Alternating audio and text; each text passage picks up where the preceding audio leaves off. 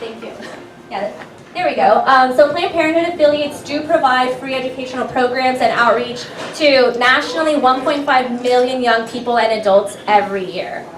So it's a great resource to use. There we go. So some of the topics include contraception, STIs, healthy relationships. This has actually been a really popular one. And self-esteem, women's and men's health, and sexual identity. So our public affairs department is kind of what you'll see a lot of me doing. And so this can include opportunities to volunteer. We have monthly volunteer nights that you'll hear more about. But also what we're doing is we are trying to build a grassroots network of people that are informed, are ambassadors of this information, and when we have action items like some of these scary bills going through the legislature right now, we can call on you to take action or to mobilize your network. And we're trying to build a diverse network throughout Texas because we know that the people that are most impacted by some of these decisions are oftentimes people that are marginalized, people that are not at the table making decisions. And that's really where you come in because your network needs to be at the table to make sure that their interests are being represented. So we're going to do a quick little kind of challenge here. There's no right or wrong answers, so we'll kind of just go through it together. So where do we think that, and this is kind of based on 2017, okay? The numbers, the rankings don't change too much, unfortunately, but you'll see where this is going. So where do we think Texas ranks in the number of uninsured women in the U.S.? 47. We're number 1, so we're 50, we're at the bottom. Yes, definitely. And where do we think that Texas ranks in the rates of cervical cancer instances in the U.S.? Maybe number 1, maybe number 3, okay. We were number 5 back in 2017, but like I said, this tends to not change, so we're typically in the top 5, top 10. Where do we think Texas ranks in the rates of cervical cancer fatalities in the U.S.? Maybe 5, maybe 3, okay. We were number 4 back in 2017. I'm going to pause here real quick. Because are y'all familiar with the HPV vaccine? Sure. Yeah. Okay, and what does the HPV vaccine do for us? Anyone? Prevents cervical cancer. Prevents cervical cancer. So what we know from these statistics is that what we know from these statistics is that compared to our fellow women in the U.S., Texas women are at a disproportionate likelihood to develop cervical cancer, despite the fact that there is a vaccine for it. And we know that Texas women are dying from cervical cancer at a disproportionate rate compared to our counterparts in the rest of the country. And I'll also take a moment to just clarify, it's not just for women. HPV vaccines are not just for women. And that's part of that educational piece. Young men should also be receiving the HPV vaccine because young men are actually the carriers of the HPV virus. And it can also actually develop into cancers for men in our community as well. Well, that was important. Thank you. So where do we think that Texas ranks in the rates for teen birth? 2. 2 after Utah? 2. Very specific. I think this one can be updated, but back in 2017 we were number 4. It sounds like we might have gotten a little worse. Wait. Northeast Tarrant County was for a long time the highest frequency of unwanted teen birth rates in the world. Not Texas, not the United States, not Hong Kong, the world. Northeast Tarrant County, not Southwest, etc. We got some miles to go. Can you hit the next one? And this is really where I think we can take another pause. Where do we think that Texas ranks in the rate of repeat births for those teen mothers? Number 1. I think we have some. We were number 1. So we can imagine how disruptive it might be as a young person to have an unplanned pregnancy and all of the preparing that goes into that. And this really begs the question, what is our state doing to ensure that they have access to planned follow-up pregnancies or family time, right?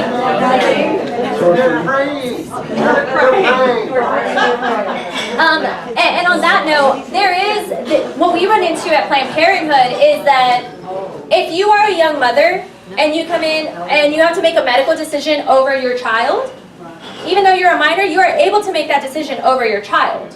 However, when they come into Planned Parenthood as a minor to seek, say, birth control, they cannot because they're a minor and they have to bring their parents with them. And that's a barrier that we could probably address in our state When legislature. did that happen? When I was a teenager, that was the main attraction for Planned Parenthood. You could go in and get birth control pills, and they were guaranteed to never let your parents know. When did that No, I'm not kidding. Now we deal with a little bit of, insurance paperwork. Right, so why does that happen? I mean, there's lots of ways that parents could have to be informed. If they're underage, they might be, like the clinic might have to say you have to come back with the parent. If they're using their parent's insurance, things like that tends to be what we run into. And it also varies. In Texas, sometimes it's an age of 16 or 17, depending what the medical need might be. And then our last question here. This one's been getting a lot of conversation and a lot of information out. So where does Texas rank nationally for the rates of maternal mortality? We're number 1. And that's been the case for quite a few years now. And that's really compared, I've heard Texas compared to some underdeveloped countries when it comes to maternal mortality rate. And what we know, now that we've been kind of talking about this more and studying it more, is that maternal mortality rates are disproportionately affecting African American women and families in our community. And so, right now actually there's a bill, I believe it's House Bill 744, I'll double check and I'll let you know. But there is a bill seeking to expand Medicaid services for mothers beyond, I think it's the initial 6 weeks, and expand it beyond that for quite a few months so that even though you've had your child, you can continue to have access and public assistance so you can possibly capture some of these complications. Because what we know is that complications don't show up after a day or two. And women need access to doctors to ensure that we can address some of these mortality rates. So this is a quick snapshot of some of the health situations that we have in our state here of Texas. Kind of related on the program, we have similar costs. One of the highest infant mortality rates. Right here in Tarrant County. And they traced it, of all things, kind of interesting. They traced it to the lack of public transportation. These mothers cannot get to these clinics. It's a weird. Well, thank you for that information, Mark. So we know we have an uphill battle, and we know that there are fights that we have to win because this is about people's lives, and these are about families that are being impacted. And so rather than talk to you about the decades-long history that we have with our legislature here in Texas, kind of what I want to bring your attention to right now is our big fight is coming up tomorrow in the state legislature, and this is where I really hope that we can have your support. Currently, our priority to stop is a bill called SB 22.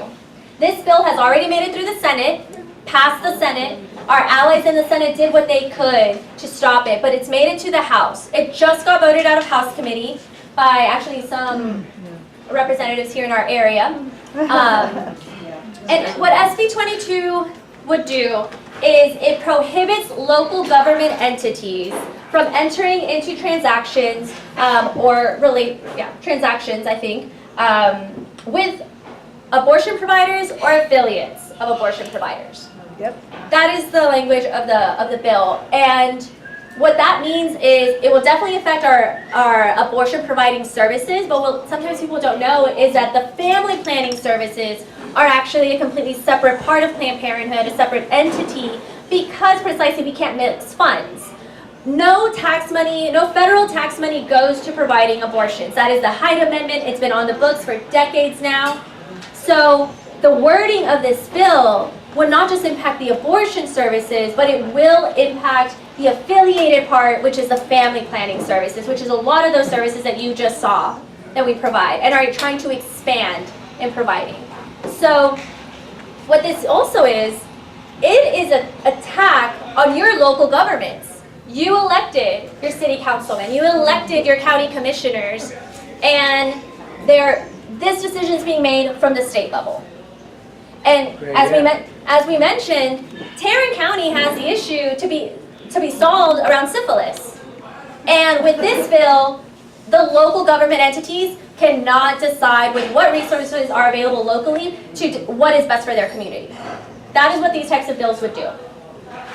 There are partnerships that we have elsewhere, that not in Tarrant County, but for example, down in South Texas, when there was a Zika outbreak, the city of Brownsville was able to partner with Planned Parenthood to ensure that pregnant mothers were getting a Zika vaccine. Those are the types of relationships and partnerships that can be beneficial to communities that can be determined locally. And so this is really a local control issue. And so tomorrow, when SB 22 gets its hearing, it's the first hearing on the House floor, we've been asking two things of our supporters. If you can, go to Austin tomorrow. We're taking over the gallery. They're going to know that we're here and that we are watching and that we are interested in the health of Texans. And if you can't go to Austin, then we have everybody's number. You can contact Speaker Bond and you can contact your House rep and let them know that you want to see them oppose SB 22. And this is really your opportunity to share why you stand with Planned Parenthood or your personal story around Planned Parenthood. But this is all hands on deck. We need to stop this now because we know what's at stake. That's what you were talking about. Taking their elections.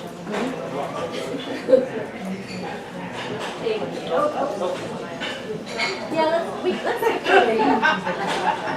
I'll stop here. Okay, so sometimes the conversation gets caught up in, well, we don't want our tax dollars to go to that, or this is a defunding measure, right? What we know, again, as I mentioned, we do not use taxpayer money for abortion services. So when they're talking about defunding Planned Parenthood, what is being defunded is the family planning services. And the people that we see at Planned Parenthood, while we see an array of people, the people that are disproportionately impacted are Texans that do not have a private option. They cannot go to a private OBGYN. They do not have a private doctor that they can see in a timely manner or possibly even in their area. I believe it's 21% of the counties in Texas, if they don't have a Planned Parenthood, they do not have an immediate access for reproductive health care. We know that this impacts disproportionately people of color, women of color. We know it disproportionately impacts low-income families, rural communities. So when you're talking about defunding Planned Parenthood, that's what's being defunded. A lot of the family planning and preventative services. Let's skip through a few. I want to make sure we have time for questions. I'll stop, or let's go back. I'll take a moment here just because this is a really powerful quote and I'd love to share it with y'all. This is from Coretta Scott King, and I think it definitely speaks to our history as Planned Parenthood and our future as well. We know that struggle is a never-ending process and that freedom is never really won. You earn it and you win it every generation, and I think we're seeing that. And so we need everyone to be a part of this movement. You're going to have to hit it a few times. Let's pause here. Can you go back? There we go. And so we need everyone in this room to be a part of the movement tomorrow, but we also know that we're not alone, and sometimes it can feel that way. But what we've seen, and this is from a poll in 2017, is that 80% of voters oppose efforts to block people from getting care at Planned Parenthood. We have polled that, we have seen it, and we even know that that includes 67% of Republicans.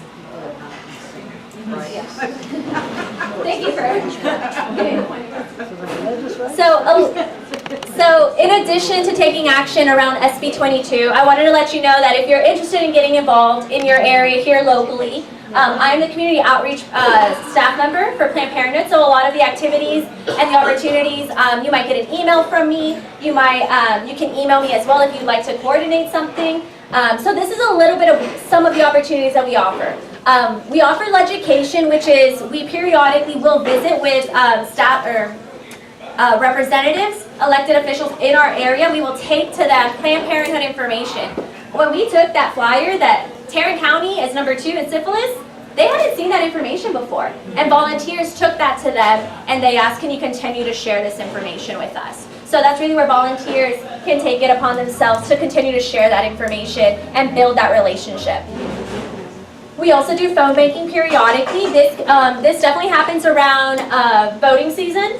At times, Planned Parenthood Texas Votes does endorse candidates. At other times, we are phone banking to remind people May is National Women's Health Awareness Month. We might be calling them, have you scheduled your well women's exam? Great, thank you, we want you to stay healthy. We might be phone banking them to invite them out to an event. So there's lots of phone banking opportunities. You might see us out tabling. This is a great opportunity that if you're going to an event or you know of an event in your community and you'd like Planned Parenthood to be there, you can email me, and either you can go as a volunteer, you get a nice pink shirt out of it, and people like to see a friendly face. We have condoms, we have dental dams, sometimes we just have information and stickers, and so it's building that rapport with our community so we can destigmatize the conversation around sexual health. Oftentimes we have about 1 or 2 fundraisers in the community, and we could always use event support, and so volunteers are able to attend with us, and it's lots of fun while we're doing lots of important work as well. We do have campus organizing, and so we have chapters throughout certain community colleges and local universities. So if you have a student at a local school, or you yourself are an alumnus and you'd like to see something happen at your campus, we can definitely talk more about campus organizing, and this is really where we are building the future of this movement. College students, they know what's going on, and it will impact them before they know it, and so they're actually very involved, and it's great to see. And I think lastly, I think this is maybe one of the last slides, sharing your story is so critical. If you have a story where Planned Parenthood has helped you, or it helped your family, or simply why you decided to stand with Planned Parenthood, we have story forums where we encourage you to share that story, because when they make these decisions, they need to know it impacts real people. And that's really what goes the longest way. Voting definitely matters, but your story could inspire 3, 4 other people to vote, or to vote differently. And we'll just leave this one up here. If you're interested in following us on social media, it's a great way to kind of see what action items we have out, what events we have coming up. So you can find us on Facebook, Twitter. We are also on Instagram. You can ask friends to make donations in your name. You can share your story with us. Bring friends to your events. That's a great way to build community. Yeah, and sometimes you'd be surprised. You'd be surprised who else is in the room. Like, oh, I didn't know you were also a Planned Parenthood supporter. You can invite us to talk to your group, so just like this. Thank you, Kathy. And then there's many other opportunities. We write thank you cards to health staff. You can suggest projects in your community. We're happy to brainstorm with you and be a resource. But that's a lot of what we do in Planned Parenthood, and a lot more that we can do with your help. So thank you so much for sharing some of your time with me today.